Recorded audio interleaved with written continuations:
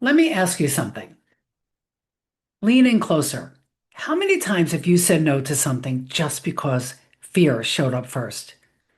What if instead you dared to say yes, not knowing exactly how it would work out, but trusting you'd figure it out along the way? Hey, it's Jodi Silverman, and welcome to Dare On with Jodi, the show where you and I get real about daring to live, lead, and dream in midlife and beyond. Today, I'm sitting down with Nicole Stevenson.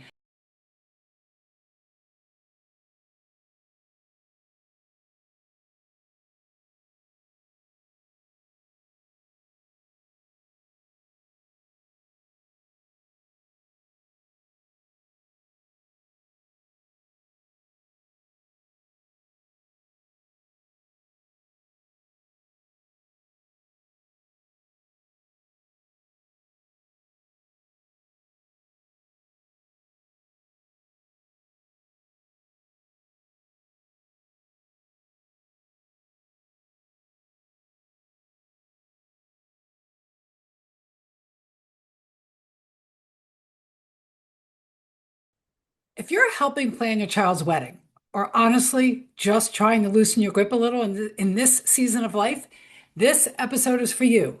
Because what started as planning my daughter's wedding turned into some of the biggest lessons I've learned about letting go, ditching the shoulds, and choosing meaning over expectations. If you're ready for a little freedom and a lot more joy, let's dive in.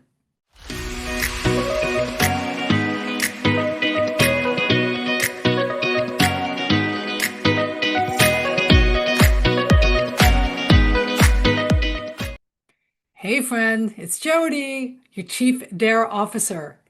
Today, I'm talking about something that's filled with love, emotion, and yes, lessons. On October 25th, 2025, our daughter Ellie got married. It was just over a year of planning from the moment she got engaged to the moment Sam and I walked her down the aisle. And as I sit here reflecting on that year-long journey, I realized there's a message in it for all of us. And it's this: ditch the shoulds, stop worrying about what other people might think, and plan or live in a way that's meaningful for you. So today, I'm sharing the lessons I learned, not just about weddings, but about letting go and fully enjoying one of life's most beautiful moments as a mom. All right, here we go, everybody. Lesson number one: let go of control. From the start, Ellie and her then fiance, John, had a clear vision. The four of us, Sam, Ellie, John, and I, sat down, talked it through, and they told us what they imagined for their wedding day. We shared a few things that mattered to us, and then we just let them run with it. That was lesson number one. You don't have to be in charge to enjoy the ride, ladies. Of course, there were moments when my mom control button wanted to light up, like when they said, "We're not having a cake." Wait, what? No cake? I felt that inner resistance rise, the voice saying, but you're supposed to have a cake. And then it hit me. Why? Why is that a should? So you know what? We didn't have cake. And guess what? The night was still sweet. Lesson two: it's about meaning over tradition.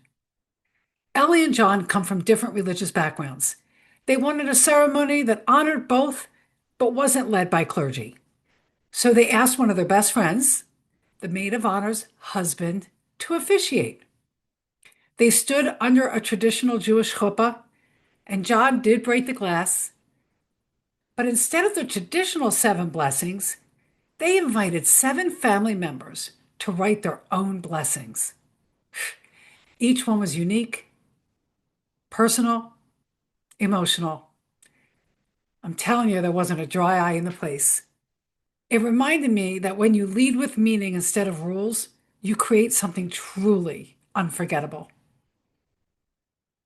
All right, lesson three: pick your non negotiables. Now, There was one tradition Sam and I wanted to keep: invitations. Ellie and John were perfectly happy to send an evite through their wedding website. But we said, you know what, guys? We would love a physical invitation, something that we can hold on to. And in true Ellie and John style, they said, okay.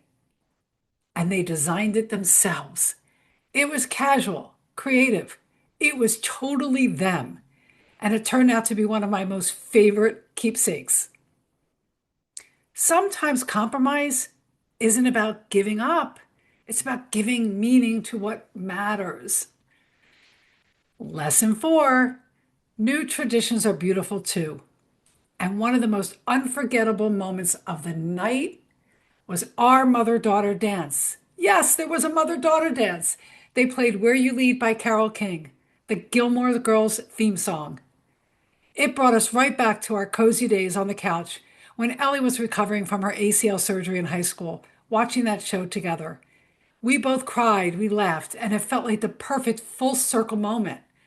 I say, let's make that a new tradition for mothers and daughters everywhere. Lesson 5: bring spirit to the celebration. Ellie and John also chose to have a memorial table, photos of loved ones who passed.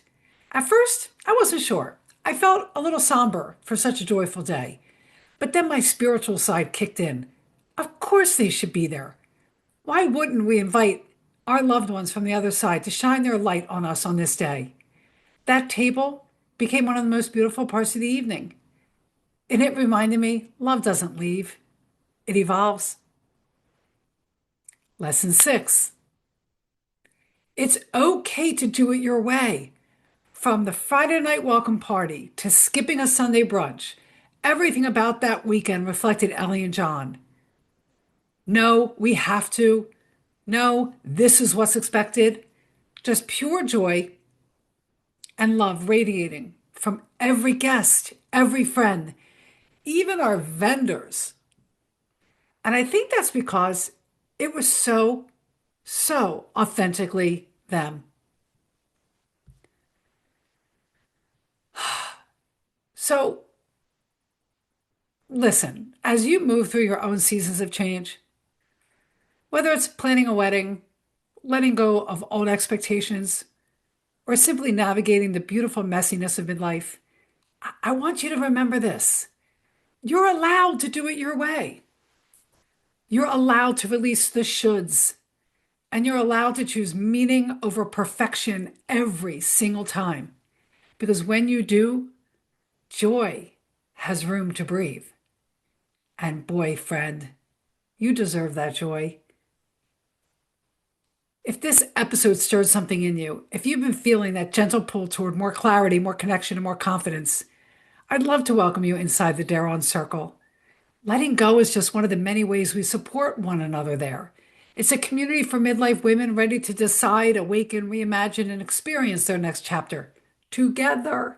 There's monthly guidance, there's real connection, there's a proven path forward. And it's all done in a circle of women who truly get you. So if you're ready to feel supported and excited again, want in? Click the link in the show notes. It's as simple as that. Our next cohort begins soon, and I would hate for you to miss out. So until next time, my friend, revisit these lessons learned. How can you apply them in your life?